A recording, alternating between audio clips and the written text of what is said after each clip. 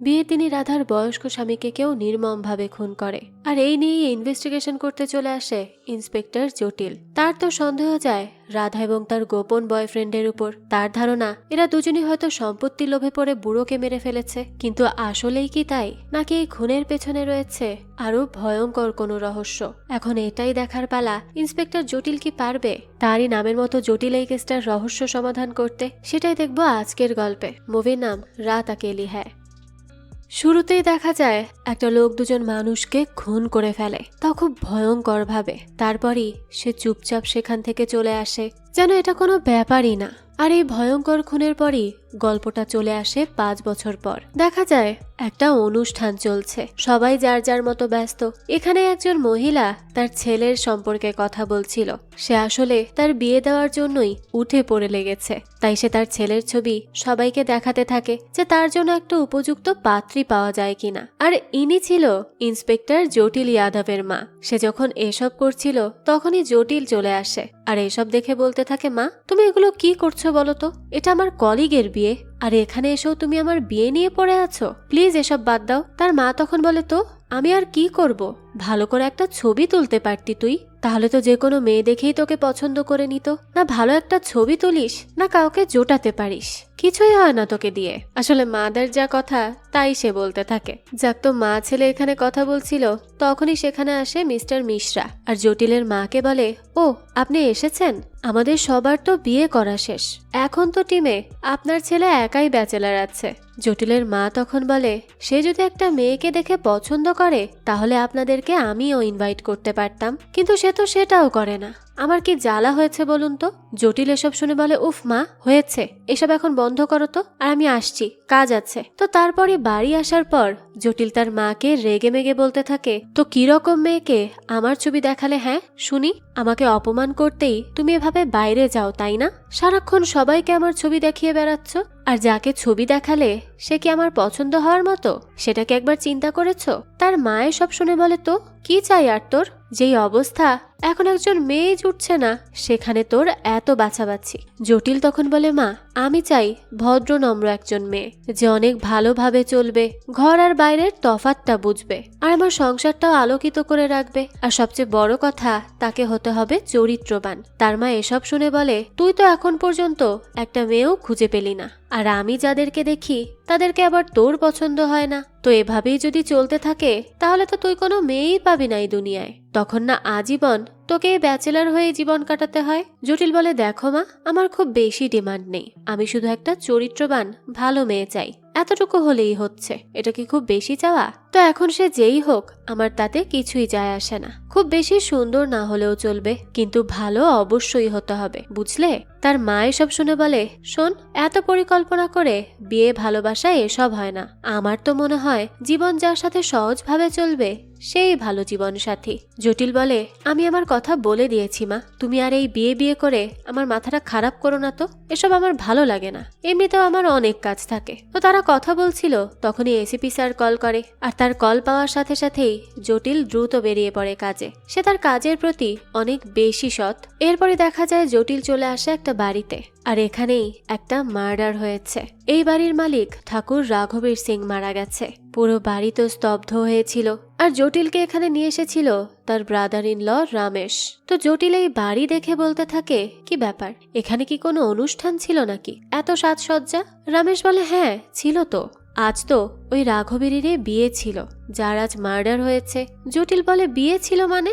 রমেশ বলে, হ্যাঁ বিয়ে ছিল, আসলে এটা ছিল তার দ্বিতীয় বিয়ে, কারণ আমার বোন মারা গেছে অনেক বছর আগে, আর এরা হচ্ছে ওনার ছেলে মেয়ে কারান আর কারুনা। তারপর জটিলের পরিচয় হয় রাঘবীরের ভাতিজা বিক্রমের সাথে, আর সেই রাঘবীরের বডিটা প্রথম দেখেছিল।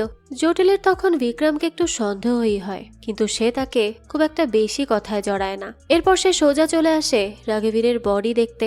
সেটা দেখেই সে রমেশকে বলে, তো তুমি বলেছিলে ঘরের কিছু চুরি হয়নি তাই না? রমেশ বলে, হ্যাঁ, আমি যতটা যা চেক করেছি তাতে আমি এতটুকু নিশ্চিত যে কিছুই চুরি হয়নি।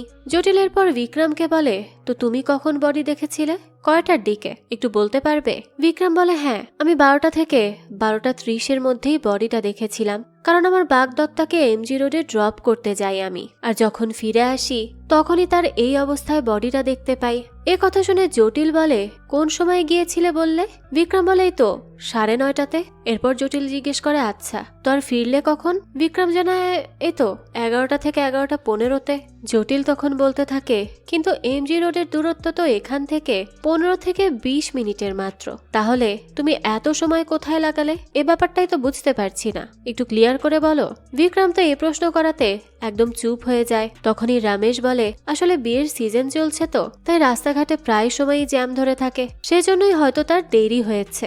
জটিলের পর বলতে থাকে, শেষবার রাঘবীরকে জীবিত কে দেখেছে? কারোর সাথে কি তার কথা হয়েছে? বিক্রম বলে, হ্যাঁ আমার সাথেই কথা হয়েছে, আমার সাথে তার ফোনে কথা হয়েছিল। তো জটিল এই সব ইনফরমেশন নিতে নিতে পুরো রুমটাও চেক করতে থাকে। তখনই সে সেখানে একটা বন্দুক খুঁজে পায় আর মিশ্রাকে বলে এক্ষুনি ফরেন্সিক টেস্ট করা শুরু করতে। জটিলের পর রমেশকে জিজ্ঞেস করে এই বন্দুকের ব্যাপারে। এরপরে জটিলকে রাঘবীরের অফিসে আনে সে আর বলে, এখানে বন্দুকটা ছিল, কিন্তু কেউ একজন এটা ভেঙে বন্দুকটা ইউজ করেছে, তবে কে করেছে সেটা আমরা জানি না। জটিল এসব শুনে বলতে থাকে, একজন এখানে আসলো, বন্দুক ভেঙে বের করলো, তারপর গুলিও ছাড়লো, কিন্তু কেউ কোনো সারা শব্দও পেল না। এটা কিভাবে সম্ভব? ব্যাপারটা কি খুব বেশি অদ্ভুত নয়? রমেশ বলে, আসলে বিয়ের জন্য বন্দুকের গুলির আওয়াজ তো চারিদিকেই হচ্ছে, তাই কেউ এটা বুঝতে পারেনি। এটা তো আসলেই বোঝা কঠিন যে এখানে গুলিও চলতে পারে, কেউ তো এমনটা কিছু হবে তার ধারণাই করেনি। তো জটিল এখানে কথা বলার পরই সেখান থেকে বাইরে চলে আসে। এরপরই সে ছাদে ওঠে আর সেখান থেকে দেখতে পায় নিচের ঘরে রাঘবীরের স্ত্রী রাধা কোণের বেশে বসে আছে। জটিল তখন সেই ঘরের সামনে আসে, যে কে বউ সেজেছিল তাকে তো দেখতেই হবে। সেই সময় রাধাকে দেখে একেবারে মুগ্ধ হয়ে যায় জটিল, কিন্তু রাধা তখন ধীরে ধীরে তার সামনে এসে তার মুখের উপরেই দরজা বন্ধ করে দেয়। এটা দেখে জটিল একটু অস্বস্তিতে পড়ে যায়, তারপরও নিজেকে সামলে সে সেখান থেকে চলে আসে। তো এরপরই জটিলকে তার অফিসার জানায় বাড়িতে এসেছে রাঘবীরের মেয়ে জামাই শাশুদিয়া, আর সে এসেই অমনি নাটক শুরু করে দিয়েছে। শাশুদিয়া খুব একটা সুবিধার না, সে বারবারই এই বাড়ির অধিকার পাওয়ার জন্য ঝামেলা করে থাকে, আর সে এখন কাকে যেন বের করে দেওয়ার কথাও বারবার বলছিল। তো জটিল এইসব শুনে এসে সবাইকে বলতে থাকে যে বাড়িতে যে খুন হয়েছে আমি তার ইনভেস্টিগেশন করব, আর আমি ঠিক করব কে এই বাড়ির বাইরে যেতে পারবে আর কে পারবে না, তাই আমার আদেশ ছাড়া কেউ এই বাড়ির বাইরে পাও রাখতে পারবে না। কথাটা যেন মনে থাকে। এই বলে জটিল আবারও আসে রাধার কাছে। সেরপর রাধাকে বলে, আমি কি আপনার সাথে একটু কথা বলতে পারি?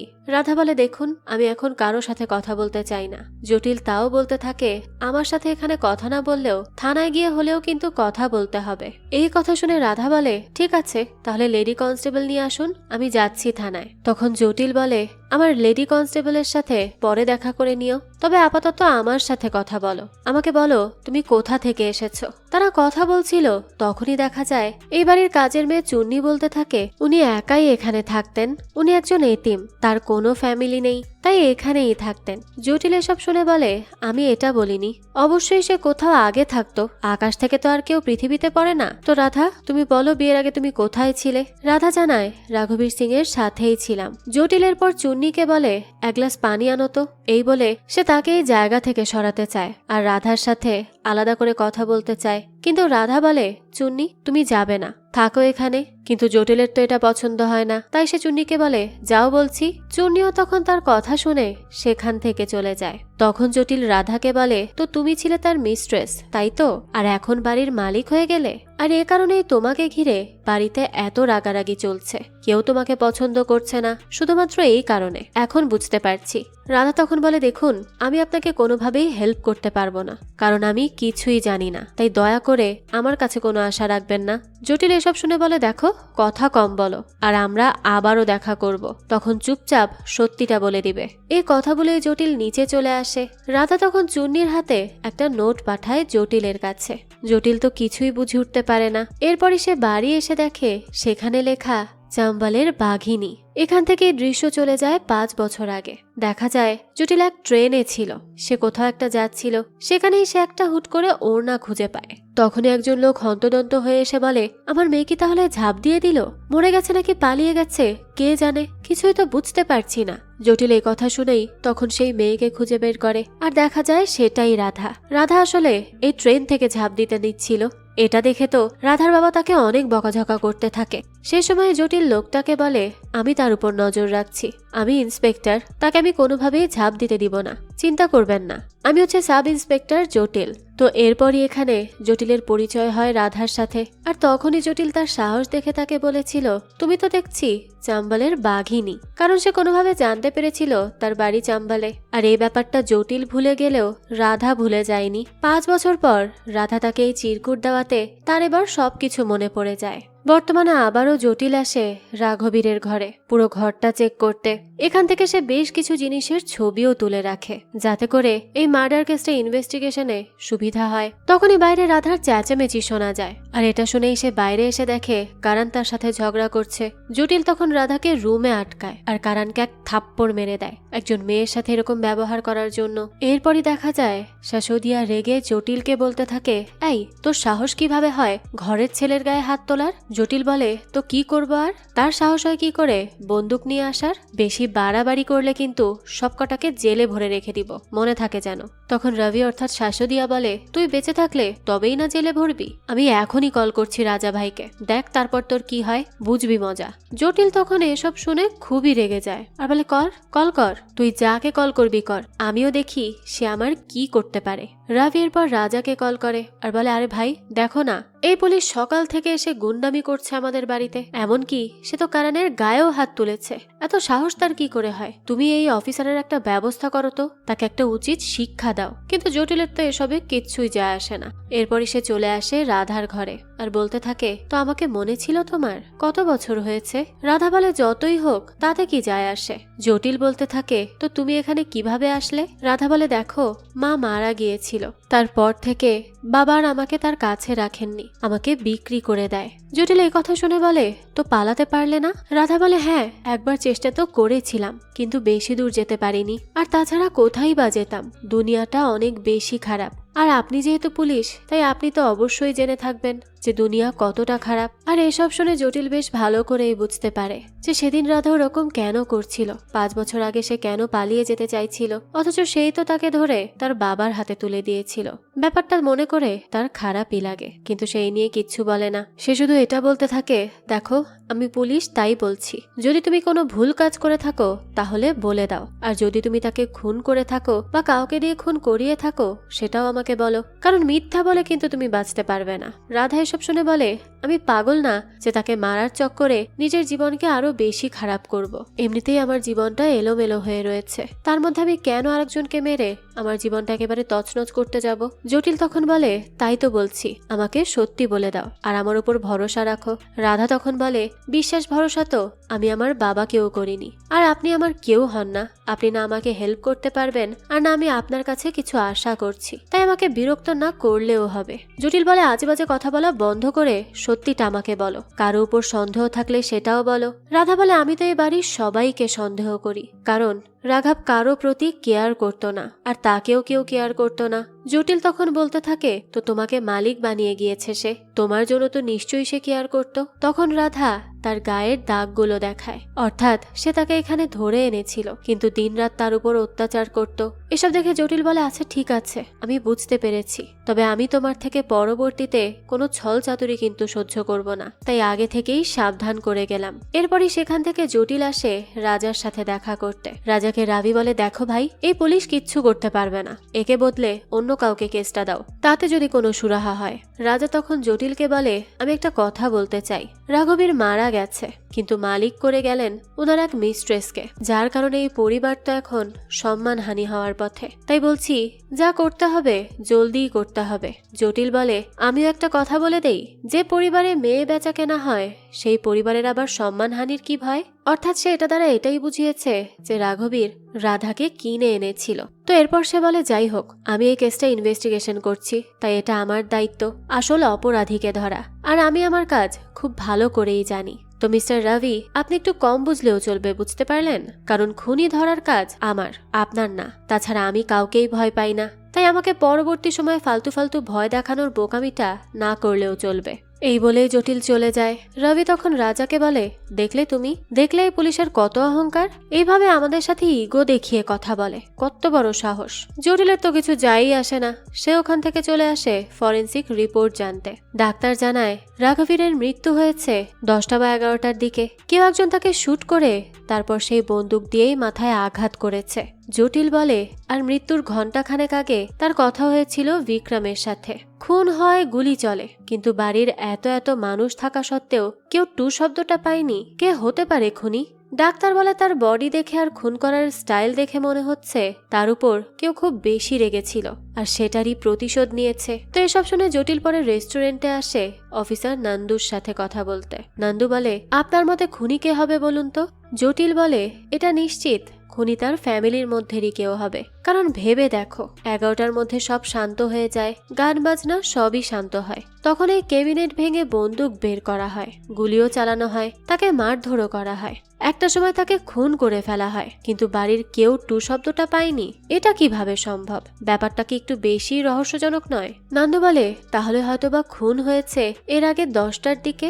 জটিল বলে, এটাই তো আমার পয়েন্ট, খুন হয়তো হয়েছে তখন, কিন্তু এই যে বিক্রম আমাকে বলল সে নাকি তার সাথে কলে কথা বলেছে 11:30টার দিকে, এই পুরো কাহিনীর সাথে এই কথাটাই তো মিলছে না। যদি আসলেই তখন কলে কথা হয়, তাহলে এরপর খুন হলে বাড়ির সবার শব্দ পাওয়ার কথা, তাহলে কি বিক্রম মিথ্যা বলছে? তাই খোঁজ করো এই বিক্রমের ব্যাপারে দ্রুত, আমি তার সম্পর্কে সব ইনফরমেশন খুব জলদি চাই। এরপরই দেখা যায় জটিলকে তার সিনিয়র ডাকে আর তাকে সাবধান করে যে সে যেন রাজার সাথে এত রেগে কথা না বলে, সে অনেক বেশি পাওয়ারফুল। আর তার সেদিনকার ব্যবহারে রাজা খুব রেগেছিল, কিন্তু তার সিনিয়র কোনো মতে তাকে বুঝিয়েছে, তাই সে শান্ত হয়েছে। এ কারণে জটিল পরের বার থেকে যেন এরকম আচরণ আর না করে, এই বিষয়ে সে তাকে সাবধান করে দেয়। এবার জটিল রাতের বেলা তার মায়ের সাথে ঝগড়া করতে থাকে, ওই সেই একই টপিক, বিয়ে নিয়েই মা ছেলের মধ্যে সারাক্ষণ ঝামেলা লেগে থাকে। তার মা বলছিল সে একটা মেয়ে দেখেছে, সে কি যাবে দেখতে, কিন্তু জটিল বলে তার এসবে কোনো ইচ্ছে নেই, কোথাও সে যেতে চায় না। তো কিছুক্ষণ পরই দেখা যায় তাকে কল করে নন্দু আর জানায় বিক্রমের কল রেকর্ড পাওয়া গেছে, আর সেখান থেকে জানা গেছে 11:30টার দিকে বিক্রমকে কল করা হয়েছে রাঘবীরের নাম্বার থেকে। তাছাড়া আরো একটা নাম্বারে বেশ কয়েকবার কল করা হয়েছিল, দিনের বেলায় 10 বার আর রাতের বেলায় 12 বার, আর এই নাম্বারটাও আছে রাঘবীরের নামে। জটিল এসব শুনে বলে, ঠিক আছে, আমাকে তাহলে দ্রুত নাম্বারটা পাঠিয়ে দাও। এরপরই নান্দুর থেকে নাম্বার পেয়ে জটিল সেখানে কল করতেই অপর প্রান্তে হ্যালো বলে রাধা। রাধার কণ্ঠ শুনে জটিল চমকে ওঠে। পরের দিন সকালেই সে রাধাকে গিয়ে বলে, সেদিন তো অনেক কষ্টের কথা বলে আমাকে বোকা বানালে, তাই না? তো বিক্রমের সাথে তোমার কি সম্পর্ক শুনি, নাকি সেও তোমাকে জোর করে রেখে সম্পর্কে আছে? রাধা বলে, সে আমাকে কোনো জোর করেনি, বরং আমি তাকে ভালোবাসি। জটিল বলে, কিন্তু সে তো তার বরাবরের মেয়েকে বিয়ে করতে যাচ্ছে। রাধা বলতে থাকে, হ্যাঁ, কারণ আমাকে ভালোবাসার মতো সেই সৎ সাহস তার নেই। তখনই বিক্রম এসে রাধাকে টেনে ঘরে যেতে বলে। এতে রাধা রেগে মেগে বলতে থাকে, সব বলে দিয়েছি, এই যে জটিল সাহেব, এবার করেন আপনার নিরপেক্ষ তদন্ত। এই বলে রাধা সেখান থেকে রেগে চলে যায়। জটিল তখন বিক্রমকে ধরে সোজা থানায় নিয়ে যেতে থাকে। তাকে আটকাতে প্রমীলা আর বাসুদা আসলে জটিল তাদেরকে চেঁচিয়ে ঘরে থাকতে বলে। তারপরে জটিল বিক্রমকে থানায় এনে জিজ্ঞেস করে, তোমার চাচার স্ত্রী তোমাকে কেন এতবার কল করবে, তাও আবার যখন তুমি সেই মহলেই ছিলে? বিক্রম বলে, কারণ সে পাগল হয়ে গিয়েছিল, তার মনে হচ্ছিল আমি হয়তোবা তাকে বিয়ে থেকে পালিয়ে নিয়ে যাব। জটিল বলতে থাকে, তো বিয়েই যখন করবে না, তখন তার সাথে সম্পর্ক রেখেছিলে কেন? বিক্রম বলে, ও নিজেই আমার কাছে এসেছিল, বলতো তার এখানে একদম দম বন্ধ হয়ে আসে, সে মুক্তি চায়। জটিল বলে, তাহলে তোমার কাছে রাধা হেল্প পাওয়ার আশায় আসতো, আর তুমি তার এই দুর্বলতাকে ইউজ করেছো সম্পর্কের নাম করে। আমি নিশ্চিত তোমরা দুজনই তাহলে রাঘবীরকে খুন করেছো। বিক্রম তখন শান্ত কণ্ঠে বলে, চাচাকে মারতে হলে বিয়ের আগেই মারতাম, বিয়ের পর কেন মারবো? জটিল বলে, হতে পারে সেই রাতেই রাঘবীর তোমার আর রাধার ব্যাপারে জানতে পেরে যায়, টাকা সম্পত্তি হারানোর ভয়েই তুমি তাকে খুন করেছো। বিক্রম বলে, চাচা অনেক আগেই আমার নামে অনেক জায়গা জমি সম্পত্তি লিখে দিয়েছিলেন, যতটা তার নিজ সন্তানকেও দেননি, তাহলে আমি পরে কেন ওনাকে সম্পত্তির জন্য খুন করতে যাব? জটিল বলে, আচ্ছা তাহলে সত্যি করে বলো তো 11টার সময় কোথায় ছিলে? বিক্রম বলে, এমজি রোডে ছিলাম। জটিল বলে, কিন্তু তোমার ফোনের লোকেশন তো বলছে বেলাঘাট মহলে, যেখানে খুন হয়েছিল। বিক্রম বলে, ফোনের লোকেশন সবসময় সময় সঠিক দেখায় না। আমি তখন জ্যামে ছিলাম, তাই আশেপাশের লোকেশন হিসেবে মহল দেখাতেই পারে। জটিল বলে, বাহ, সব প্রশ্নের উত্তর তো দেখছি একেবারে মুখস্থ করে এসেছো। তা তুমি এটা বলো, রোজ রাতে রাধার সাথে কিভাবে দেখা করতে? ও, নিশ্চয়ই ওই পেছনের সিঁড়ি ইউজ করে আসতে, তাই না? খুনের রাতেও হয়তো বা একই কাজ করেছিলে, কিন্তু রাঘবীরের হাতে ধরা পড়াতে তাকে খুন করে ফেলো, আর পরে সামনের দরজা দিয়ে সবার সাথে মন্দিরে চলে যাও। বিক্রম বলে, আচ্ছা, আমি মেনে নিলাম আপনার কথা, কিন্তু আমাকে তাহলে 11:30টার দিকে কে কল করলো? চাচার ভূত? তাই বলছি, প্রমাণ না নিয়ে আমার সাথে এভাবে কথা বলবেন না। বিক্রমের এই প্রশ্নের কোনো উত্তর না থাকায় জটিল একেবারে চুপ করে যায়, আর তাকে আপাতত কিছু জিজ্ঞেসও করতে পারে না। এরপরে খাবার খেতে খেতে নান্দু জটিলকে বলে, আপনার তো রাধা এবং বিক্রম দুজনকেই থানায় আনার কথা ছিল, তাহলে একা বিক্রমকেই কেন আনলেন? জটিল বলে, কারণ বিক্রম কিছুক্ষণ পরই ছাড়া পেয়ে যাবে, কিন্তু রাধা ফেঁসে যাবে, এই কারণেই তাকে আনিনি। নান্দু বলতে থাকে, আপনাকে তো ওই মেয়েই ফাঁসিয়ে নিচ্ছে।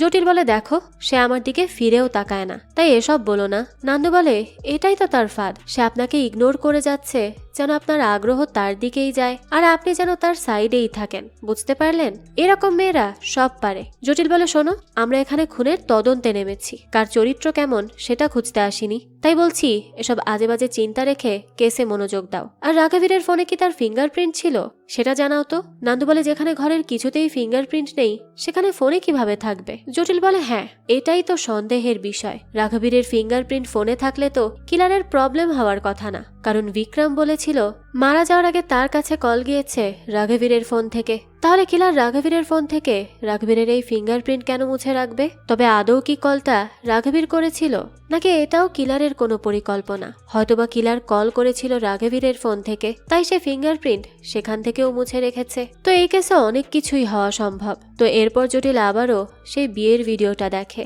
যেখানে সে আলো হাতে একজনকে দেখে অনেক চমকে যায়। তাই সে সোজা চলে আসে চুন্নির ঘরে তার সাথে কথা বলতে, আর বলে, তোমার নতুন মালিক তো খুব আনন্দে আছে, তাই না? চুন্নি বলে, না স্যার, সে এসেছিল আমার বয়সে থাকতে, তবে থেকেই তাকে রাঘবীর অত্যাচার করা শুরু করে। তারপর তার পরিবারের কেউও তাকে দেখতে পেত না। এখন তো রাঘবীরও মারা গেছে, তাই পরিবারের সবাই তার উপর আরো ক্ষেপে আছে। জটিল তখন বলে, তুমি সত্যি করে বলো তো, সেদিন আলো রাখতে গিয়ে রাঘবীরের ঘরে কি দেখেছিলে? আমি তোমাকে ভিডিওতে দেখেছি, তাই খবরদার মিথ্যা বলবে না। চুন্নি বলে, আমি ভুলে গিয়েছিলাম, তাই আপনাকে বলিনি। আমি গিয়েছিলাম ঠাকুর সাহেবের ঘরে, সেখানে তিনি কারোর সাথে কথা বলছিলেন, আর এই কারণে আমি সেখান থেকে চলে আসি। কিছুক্ষণ পর বিক্রম ভাই যান, আর তখনই উনি ওনার মৃতদেহ দেখেন।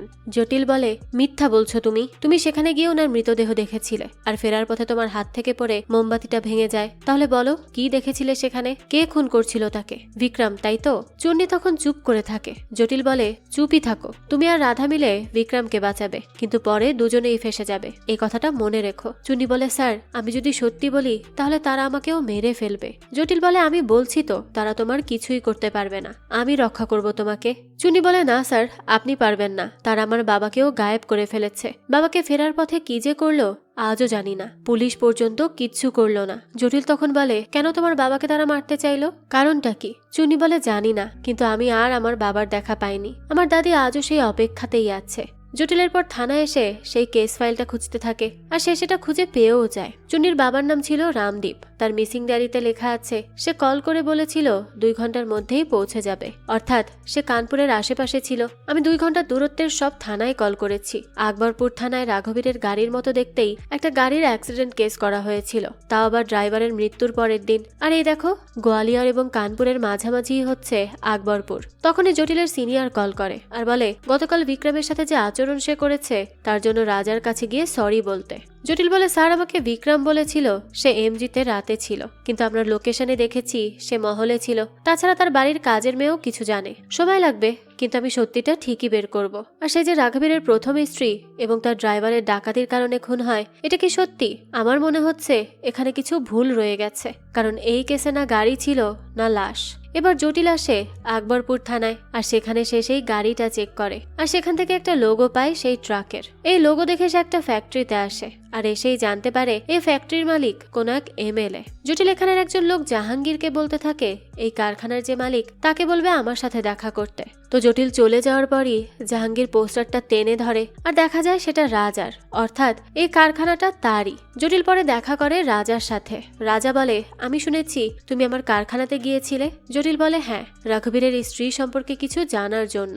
রাজা বলতে থাকে এইসব কাজ রেখে আগে এই কেস জলদি সমাধান করো, হাতে সময় কম। জটিলকে পরে নান্দু জিজ্ঞেস করে স্যার এই কেস তো সহজ, রাধার বিক্রম মিলে খুন করেছে রাঘবীরকে, তাহলে আপনি আবার রাঘবীরের স্ত্রী ড্রাইভারের কেস নিয়ে কেন পড়ছেন? এটার সাথে ওইটার কি সম্পর্ক? জটিল বলে কোনো কিছুই সহজ নয় নান্দু, একটার সাথে আর একটা জড়িয়ে আছে।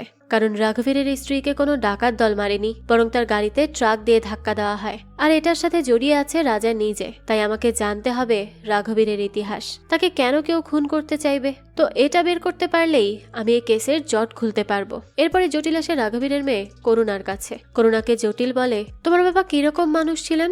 করুণা বলে আমার বাবা মেয়েদেরকে ঘরে এনে সময় কাটাতো, একেবারেই ভালো ছিল না সে। যে এই কাজ নিজ বাড়িতে করে সে আর কেমন মানুষ হবে বলুন? আমার বাবা এত সব অন্যায় করেও ভালো মানুষের মুখোশ পরে থাকতো, কেউ বাবার সামনে কথা বলার সাহস পেত না। তখনই সে জটিলের কানে কানে বলে প্রমীলা সবসময় তার উপর নজর রাখে, তার ছেলে বিক্রমকে বাঁচাতে সে সবকিছু করতে পারে, তাই তাকে জিজ্ঞেস করা দরকার। কিন্তু প্রমীলা তো এরপর এসব নিয়ে কোনো কথা বলতে চায় না। তখন করুণা বলে আপনি পুলিশের প্রশ্নের উত্তর দিন, না হলে সন্দেহ হবে আমার।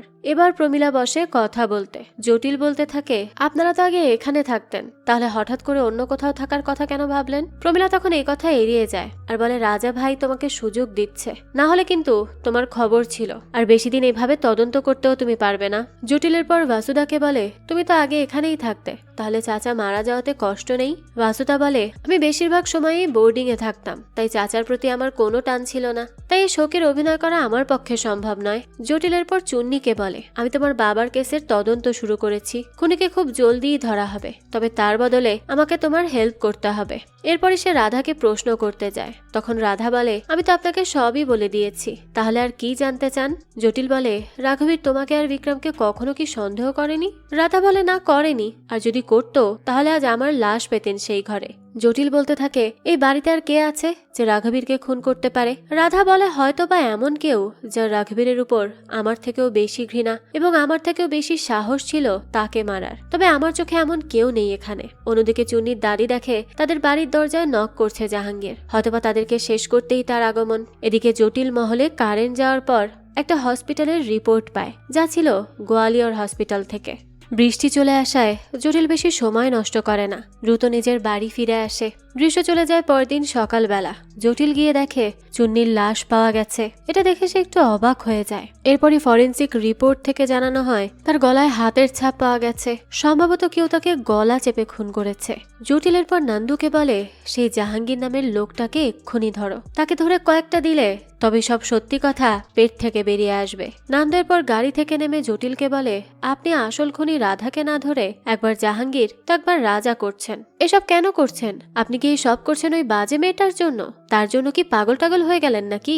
জটিল তো এইসব কথা শুনে প্রচন্ড রেগে যায় আর মারামারি করতে থাকে নান্দুর সাথে। এই সব কিছু আবার এসিপি দেখে ফেলে, তাই সে দুজনের উপরেই খুব রেগে যায়, কারণ এটা কোনো পেশাদারিত্ব হতে পারে না। তারা দুজন যা করেছে তা খুবই খারাপ করেছে। তাই এরপর সে জটিলকে বলতে থাকে জটিল তুমি ছুটি নাও, আর না হলে আমাকে বলো, আমি তোমাকে সাসপেন্ড করে দিচ্ছি। এভাবে কোনো কাজ হয় না। জটিল বলতে থাকে এমন দিন আসবে আমি খুব ভালো করেই জানতাম, কিন্তু আমি যতক্ষণ না খুনিকে ধরবো ততক্ষণ আমি চাকরি ছাড়বো না। বাচ্চা মেয়ে চুন্নিকে যে বাজেভাবে খুন করা হলো তার খুনিকে তো আমি শেষ পর্যন্ত ধরেই ছাড়বো, তার আগ পর্যন্ত আমি থামবো না, তার আগে আমাকে কেউ আটকাতে পারবে না। এই বলেই জটিল সেখান থেকে চলে যায়। বাইরে আসলেই দেখা যায় জটিলকে একটা জিপ ফলো করতে থাকে। জটিল তখন কল করে নান্দুকে, কিন্তু যেহেতু সে তার উপর অনেক রেগে ছিল তাই সে তার কোনো কথাই শোনে না, শুধু এতটুকু বলে রবি এসেছে থানায় আর আজই গ্রেফতার করা হবে রাধাকে। এই কথা জটিল জানার পরই সে রাধাকে দ্রুত কল করে আর বলে সে যেন যে কোনো ভাবে পালিয়ে যায়। রাধাও তার কথা শুনে পালানোর চেষ্টা করে,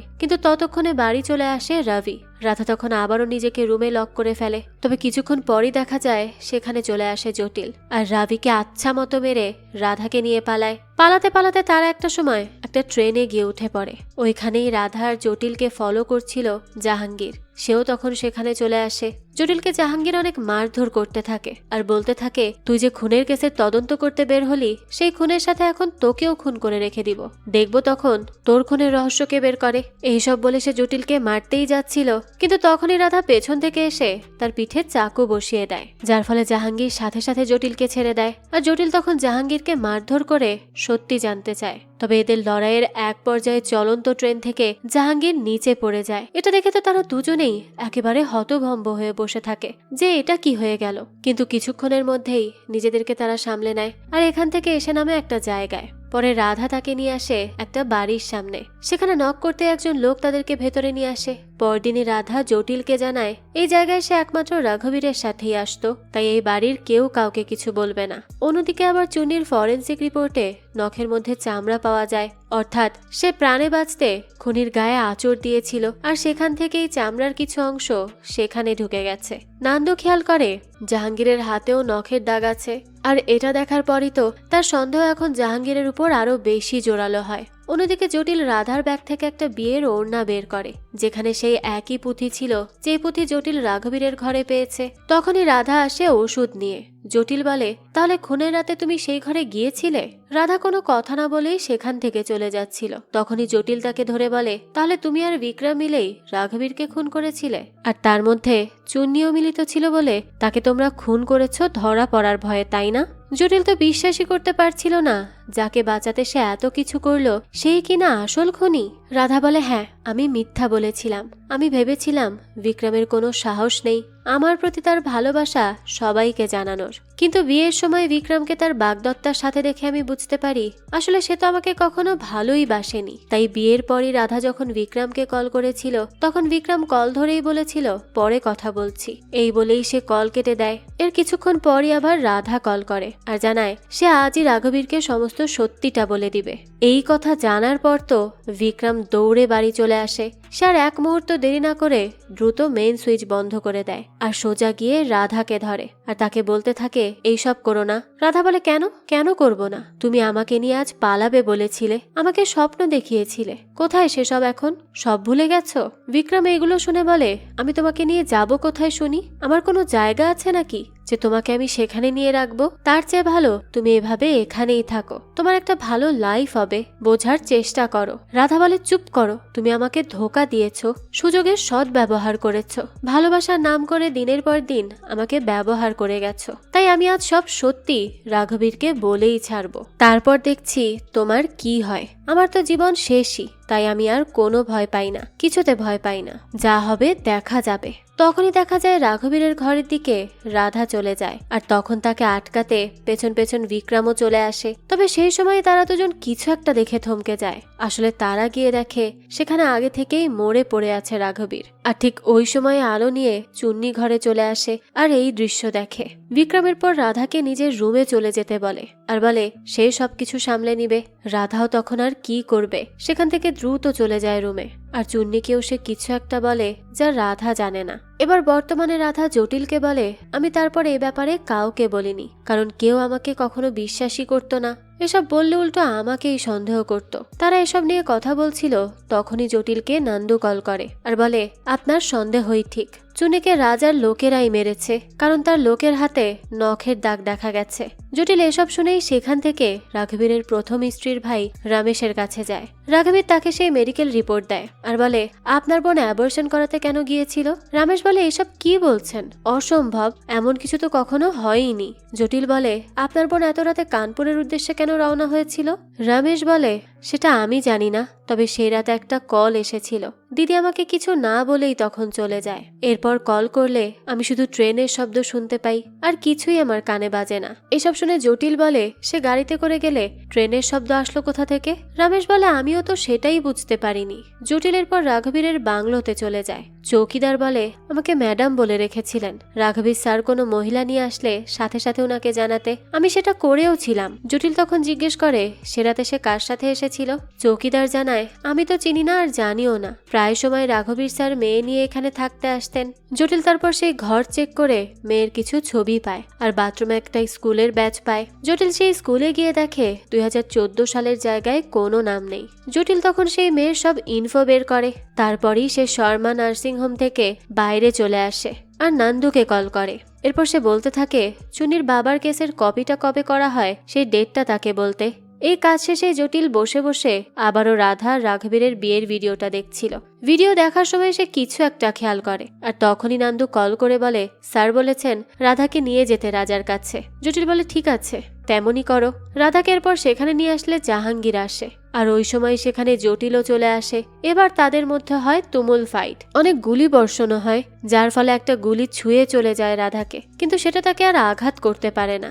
এই সুযোগে জাহাঙ্গীর সেখান থেকে পালিয়ে আসে কিছু একটা নিতে। তখনই পেছন থেকে পেট্রোল ঢেলে আগুন ধরিয়ে দেয় চুন্নির দাদি। জাহাঙ্গীর তো জঘন্যভাবে মৃত্যু যন্ত্রণায় ছটফট করতে থাকে। এটা দেখে চুন্নির দাদি অনেক শান্তি পায়, কারণ এতদিনে সে তার প্রতিশোধ নিজ হাতে নিতে পেরেছে। এবার রাধা সহ জটিল আসে রাঘবীরের বাড়ি। সেখানে রাজা সহ বাকি ফ্যামিলি মেম্বার ছিল। জটিল তাদের সবার কাছে এখন আসল কাহিনীটা বলে। আসলে রাঘবীরের প্রথম স্ত্রী এবং ড্রাইভারকে জাহাঙ্গীর খুন করে রাজার আদেশে, আর তাদেরকে রাখা হয়েছে তারই কারখানা চাপা দিয়ে। সেদিন এই কল পেয়ে রাঘবীরের প্রথম স্ত্রী সারিতা যখন বাংলোতে যায় তখন সে দেখতে পায় তার হাজবেন্ড যেই মেয়ের সাথে আছে সে অন্য কেউ নয় বরং তারই ভাতিজি বাসুদা। আর বাসুদাকে রাঘবীর স্কুল লাইফ থেকেই শারীরিকভাবে টর্চার করে আসছিল, যার ফলে একবার সে প্রেগনেন্টও হয়ে যায় আর তার অ্যাবর্শনও করানো হয়। আর তার কারণে স্কুল থেকে তাকে বের করে দেয়া হয় 2014 সালে। এত বড় ইনফো জটিল বের করার পরই সে আর একটা বিষয় দেখে। এই বিয়ের ভিডিওতে একবার সে বাসুদাকে উঠে চলে যেতে দেখেছে, কিন্তু যখন সে ফিরে আসে তখন তার ওড়নাটা চেঞ্জ হয়ে যায়, কারণ সেদিন সেই রাতেই বাসুদা রাঘবীরকে রাগ আর ঘৃণা থেকে খুন করে ফেলেছিল। তবে সেই সময় ওড়নায় রক্ত লেগে যাওয়াতে সেই ওড়নাটা সে রাধার ব্যাগে রেখে দেয়, কারণ রাজাই এই সব করিয়েছে বাসুদাকে হেল্প না করে। তার জন্য সব দরজা বন্ধ করে রেখেছিল সে। রাজা তখন জানায় সে একা করেনি, এই সব কিছুতে তার মা প্রমীলাও জড়িয়ে আছে। সারিতা ভাবি সেই রাতে কল করে প্রমীলাকে জানায়। প্রথমে প্রমীলা এসব শুনে কান্না করলেও পরে সে আমার সাথে ডিলে রাজি হয়। আমি তাকে বলেছিলাম এই সব কাহিনী চাপা দিয়ে রাখলে তোমাকে অনেক সম্পত্তির মালিক করা হবে। তখন প্রমীলাই আমাকে বলে সারিতা ভাবিকে খুন করতে হবে, না হলে সে সব বলে দিবে। আর সেই মতনই আমি সব কাজ করেছি। এখন একজন মায়ের থেকে বিক্রম এসব আশা করেনি, তাই সে তার মায়ের মুখও সহ্য করতে পারে না আর সেখান থেকে সোজা চলে যায়। বাসুদাকে জটিল বলে থানায় যেতে, তাকে কেউ কিচ্ছু করবে না, সব ঠিক হয়ে যাবে। প্রমীলা এই অপমান আর অনুশোচনাতে পড়ে আত্মহনন করে বসে। পরদিনই বাসুদা থানায় যাওয়ার সময় সে রাতে কিভাবে খুন করেছে তা আবারও জানায়। আসলে বিয়ের সময় সে রাঘবীরের কাছে যায় আর তখন রাঘবীর তাকে খুব বাজে ভাষায় অপমান করে, তাই এত বছরের রাগ বাসুদা একসাথে দেখায়। সে সাথে সাথে বন্দুক আনে আর সোজা শুট করে ফেলে, আর পরে তাকে পিটিয়ে পিটিয়ে সেখান থেকে আসে ওড়না চেঞ্জ করে। আর এই পরিবর্তনটাই ভিডিওতে জটিল খেয়াল করেছিল, আর এইভাবেই সে কেস সমাধান করে ফেলে। বর্তমানে কিছুদিন পর বাসুদা মুক্ত হয়ে যায় আর রাজাকে শাস্তি দেওয়া হয়। জটিল এই সবকিছু সামলে চলে আসে ট্রেনে রাধার সাথে দেখা করতে। তাদের দুজনের আবারও ট্রেনে দেখা হয়। হয়তোবা এখান থেকে তাদের দুজনেরও নতুন একটা জীবনের শুরু হবে। আর এই আশা নিয়েই এই গল্পটাও এখানেই শেষ হয়ে যায়। এই তো ছিল আজকের গল্প।